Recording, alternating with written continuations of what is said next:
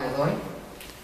Voy a leer una semblanza muy breve porque ella tiene una ya amplia carrera en la literatura y como poeta y como historiadora del arte. Ileana Godoy es arquitecta, poeta, cuentista, profesora de tiempo completo en la Facultad de Arquitectura de la UNAM. Pertenece al Sistema Nacional de Investigadores. Ha publicado 15 libros de poesía, uno de cuento y uno de ensayo. Entre ellos, Conjuro del Espejo, Poesía 1985-2000, Fondo de Cultura Económica. Tiene muchos poemas publicados en antologías y traducciones al inglés, francés, italiano, portugués y alemán. Ella recibió el premio Luis Cernuda, Sevilla 1986, galardón Sor Juana Inés de la Cruz 1990, Premio Bienal de Poesía Breve Valparaíso, Chile 1991, Premio de Cuento, Revista Viceversa 1999, Placa José María Heredia 2000, Santiago de Cuba. Forma parte del Diccionario Bibliográfica de Escritores de México. Sus poemas aparecen en diversas antologías y participa en congresos de arte y poesía nacionales e internacionales. Perfecto. Muchas gracias, Beatriz, y muchas gracias, Armando. Muchas gracias, Jorge. Realmente me preceden cosas muy bien dichas. Yo leeré un breve texto que le preparé.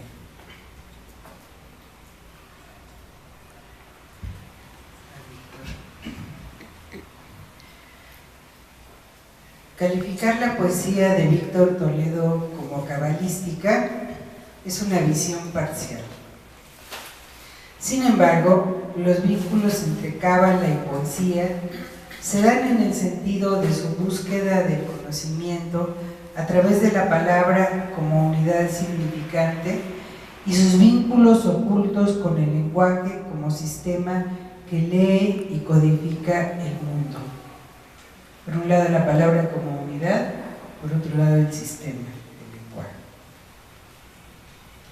Siguiendo a Roman Jakobson, de los estructuralistas rusos, sabemos que la poesía se construye al proyectar el eje paradigmático, el eje semántico, sobre el eje sintagmático, que es la sintaxis y el orden gramatical del discurso.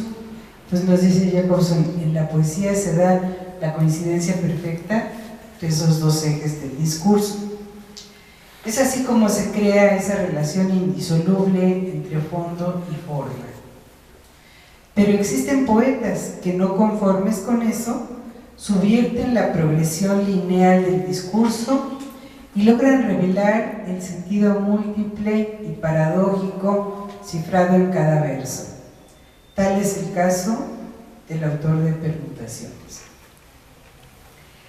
La cábala no es literatura, pero los palíndromos de Toledo en este libro, Permutaciones, compendian un universo de referencias literarias. Su combinatoria lingüística nace de un extrañamiento radical ante el lenguaje, actitud epistémica propia del poeta. Si la poesía es búsqueda sin concesiones, tiene que indagar, a la manera de Borges, en la infinita biblioteca que es la cultura universal y su contexto histórico. Este extrañamiento se da desde que es uno niño. Yo recuerdo que yo de chica repetía muchas veces una palabra hasta que le agotaba el significado convencional y le empezaba a oír como puro sonido. Tenía una necesidad de romperle las referencias, una cosa muy rara. Entonces los poetas tenemos como una relación especial con el lenguaje, y en el caso de Víctor pues es una relación, digamos que casi matemática, de hacer un malabarismo de gran precisión con cada palabra o con cada frase o con cada verso o con todo el poema. Se trata de un enfoque sincrónico de la realidad como una estructura coherente y dinámica cuyas leyes no existen a priori, sino que se generan en un continuo proceso de autopoiesis. Desde esta perspectiva, los límites entre filosofía y creación literaria tienden a desdibujarse.